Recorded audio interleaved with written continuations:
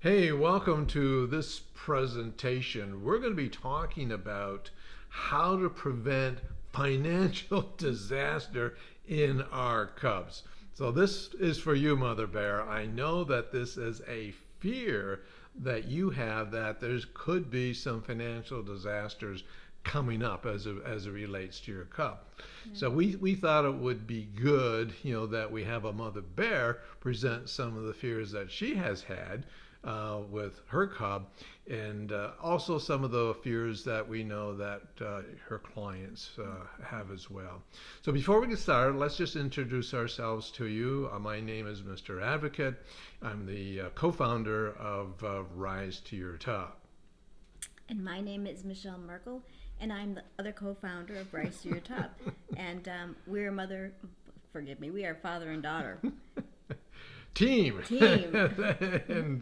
And so yeah, we collaborate and all the stuff that you hear. Sometimes you only see me in the video, and that doesn't mean there's not a team. So we got a very strong team made up of obviously counselors, coaches, business, consultants, wealth managers, and mother bears and successful cubs. So we hear from all so that we can deliver you, really, really good information. Okay, so let us just jump right into this and start going over some of the fears that you may be having as a mother bear as it relates to the financials, of your cubs. Okay. And first, I didn't mention that I'm actually a counselor and Mm. have been a counselor for the last 15 years. So some of the fears that I talk about will be from myself, some will be from my clients. So it's not just one. It's from a menagerie Okay. of Mm-hmm. people. Mm-hmm. So anyway, we have fears for our cubs. We have so many fears, don't we? We fear that when we let them out on their own, will they know how to be financially responsible? Will they know how to pay off their bills, save money, all that kind of stuff? And we might have been, as mother bears, we might have been really astute and saved money and had them when they got money, had them put a percentage into savings, even a saving piggy bank for as a young child. But did we do that from the start? Chances are we might not have done that. And don't feel guilty if you haven't. We just want to start wherever you are at this point in time and say, do they know how to do it, how to save, how to do finances? And we have a fear of, if we did teach them, will they continue with that teaching, and will they do what they've been taught, or will they go astray now that they have freedom? Will they just say, forget this, I got this money, I'm going to spend it? And we obviously have a fear they will do that, which will end in disaster, which we don't want. Another thing that I think we as mother bears fear is when our kids are looking at college or not college career, will they have any idea what they're doing? Do they know what they want to major in or what they want to do? And a lot of times nowadays, kids go to college and they change their major like 5 times. And that puts a financial burden because every time you change a major, the cost is going up because you're going to school and school and school. And we have a fear that will our kids know where to plug themselves in, or will they just wander around for seeming like an infinite amount of time? And how do we, as mother bears, help them find a place and get plugged in to where they need to be? And that's a fear because it doesn't always work. And we can try our hardest, and then we'll feel blame that we didn't do it right and stuff like that. And that's not healthy and not a good thing for us to feel either. So we want to try to help them to find their way, but as I said, we have a fear that they might not, and then what happens? The other fear, one of the other fears, I have many fears, one of the other fears that mother bears feel is, do they have any idea of how much it would cost them to support themselves and to go into the real world and do life? Chances are no, because they've been our kid, and when they're young, they grow out of their shoes, their clothes, and we go and replace it and just buy them new ones. And that's what a mom does, a parent does for their cub. But that's not going to be anymore. And do they have any idea how much it actually costs to support yourself? And chances are they don't have a clue. And because they've always been supported, they've always had a roof over their head, but do they have any idea how much it costs to have a roof over their head, put food in their mouth, and stuff like that? And what if they get out there and they don't have a clue? They won't make it. And that's a fear. That's a real fear that mother bears can have. So do they know how to budget? Do they know how to save money? Do they know how to do all those things? And even if we taught them that, as I said, they might not stick with it and do that, because we were helping them or saying, okay, did you put percentage of this money from grandma away? And that sounds like really far back, but you got to start young, and that's the best way. But if you didn't, it's not all is gone. You just have to pick up where you are and say, how am I going to help my cub right now learn how to do this? And so that's a fear that we can have. And with the whole financial thing, will they enter the workforce and enter their life away from home in debt and stuff like that? And will the credit be all messed up, and will they be just starting from a very negative place?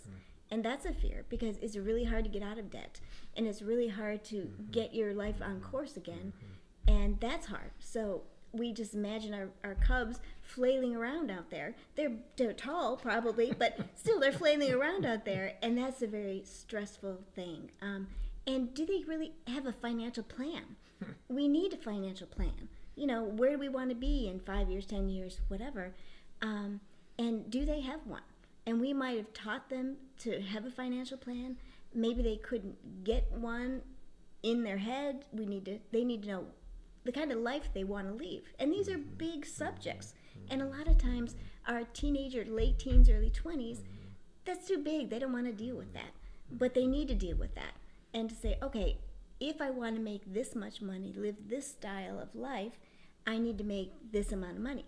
And it's not right or wrong, no matter what they choose. But they have to have a knowledge that for me to choose this, I have to do this, and do they know that? Who knows? And it doesn't seem like it much of the time. It seems like they're just off doing dear knows what, partying with their friends or whatever, Or giving lip service. Lip that they service, understand, yes. Don't really and understand. they don't really. And then they get out of the house, and then it's like, ah. And then another fear is that they get out of the house and they go, ah. And then they come back to mommy and daddy for help, financial help. And then the fear is, okay, I want to help them. It's my cub. Is it right to help them? How much do I help them? How is that going to help training them? And it's just all sorts of. Are you doing that? Are you making the right decision? And how much is parenting? Did I make the right decision? Did I do that right? Did I discipline? Did I not discipline? There's so many questions, and we don't know. And we do the best we can. But we know that financial chaos, as we were saying, it causes divorces, it causes all sorts of, being in the counseling world, it causes depression, it causes potential suicide. It goes all the way to the top. Wow. And that's a hard thing to say, but I deal with that. And knowing that the financial readiness or preparedness that they have can go to a very high level of nastiness. That's my professional word, but it's nasty, and it's really hard, and our society tells us that the government owes us, we're entitled, and all that kind of stuff. We're not. And as much as we want to say the government owes us, sometimes the government gives us money, sometimes they don't. And do they give enough? Or but we really want our kids to be self-sufficient. We don't want them depending on the government. And so I just kind of threw out a whole bunch of fears that a mother bear would have. And it's kind of just a lot, but if I missed any, please fill in. But I think you covered a lot of fears, and obviously what you're tying together is the whole financial side, understanding money, understanding finances, i.e. the budgets you're talking about, how to save, how important that is from the get-go. Right. And of course, it all comes back to your career. Are you connecting your career to your financial plan? Right. Or is it, I think I might want to do this, but the income level of that career is only here. Yet the cub might have a spending or a lifestyle, I'll put it this, a lifestyle of finances here, and chooses a career. Well, that's a problem. There's always going to be stress. So there needs to be this alignment between the lifestyle and then the career. Do they connect? Because sometimes when I've done a financial plan, for a student, it's come out that when all said and done, I said, well, this financial plan that you just talked about, or this lifestyle at least that Right, you were talking yeah, about, yeah. it's about $125,000 a year. But you're choosing a profession here or a career that'll generate 60. Yeah, yeah. Do we see a problem here? We need to connect the lifestyle that you're right. looking to Yeah. have and the career together. Mm-hmm. And so here are the problems. What are some of the solutions, Yeah, that we can offer you up, Mother Bear?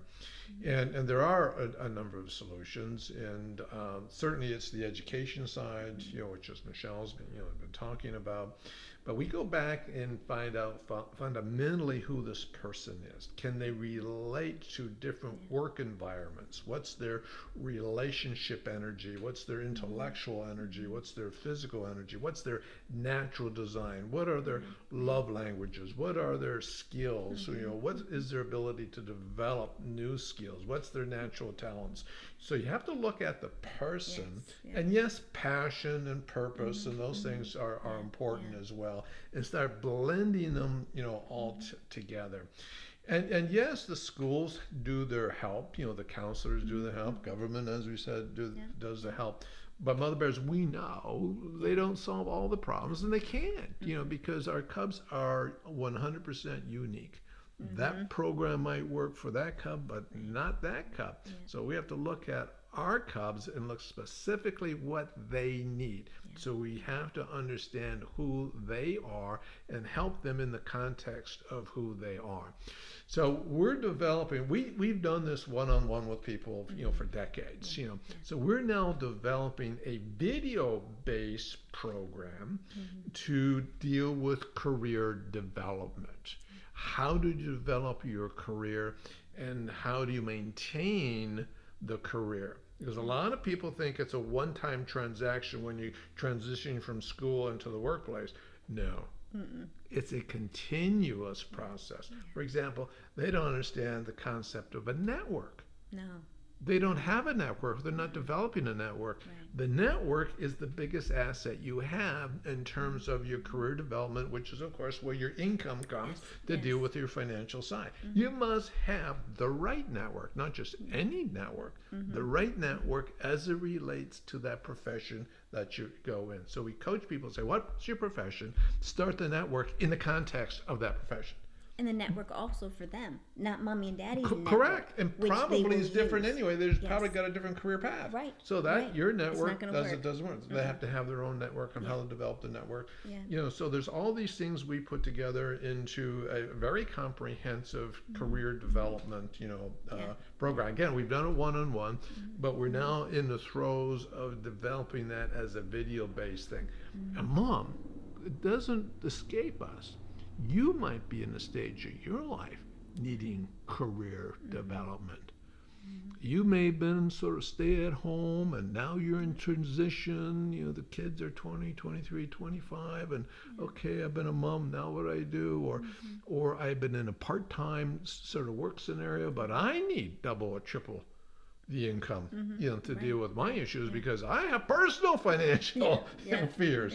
Will I have enough money to pay my bills? Will I have enough money to retire? Will I have enough money? Will I have enough money to deal with health care, etc. So we will have a view of you and a view of your cubs at the same time. And we'll probably look to you first, because if you're undergirded, then you can help the cub. But they certainly should be watching the same thing, the same videos that we're producing. Yes, absolutely. So that's in the works. We're working on that. It takes some time to do it. Probably 60 days, 90 days out. So watch for that. And that's the advantage of subscribing, that we can tell you how we're doing with these other programs. Here we're identifying ideas, concepts, solutions will come in this other platform, all together. So we hope that was helpful for you today. Thanks for listening, Mother Bears.